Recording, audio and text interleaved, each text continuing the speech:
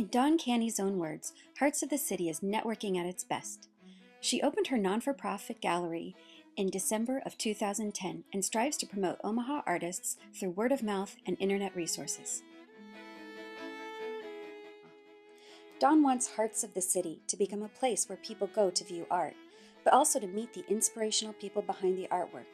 She says, "We want to become a place where people go to get that little seed of hope that will help them get through another day, week, or year, no matter what they are experiencing in their lives, the good, the bad, the ugly."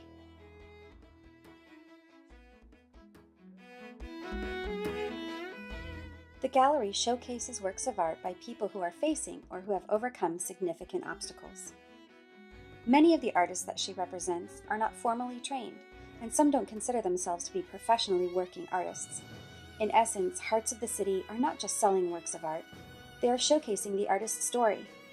Each person selected to become part of Hearts of the City has a story to tell and something that makes them relatable to others.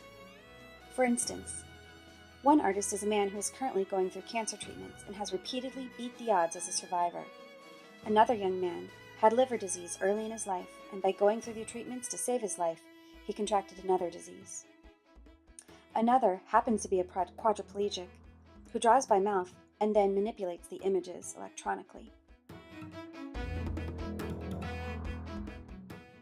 Her services also promote philanthropy, and a portion of the proceeds from each sale is collected to send annually to the community or charity that the artists choose collaboratively. Dawn's primary business is Dawn's Designs, a residential and commercial interior design firm. Everything she puts her hand to becomes a passion.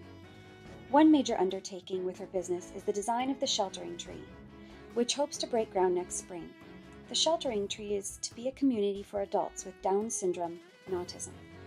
This community will be an extended family for the residents who live without having to move from home to home and allow them to live with assistance and independence. Dawn's interest in having a gallery started as a passing thought that she put away in the back of her mind many years ago. As she regularly drove past an old building in Gretna, Nebraska, she saw it as a great space for a gallery.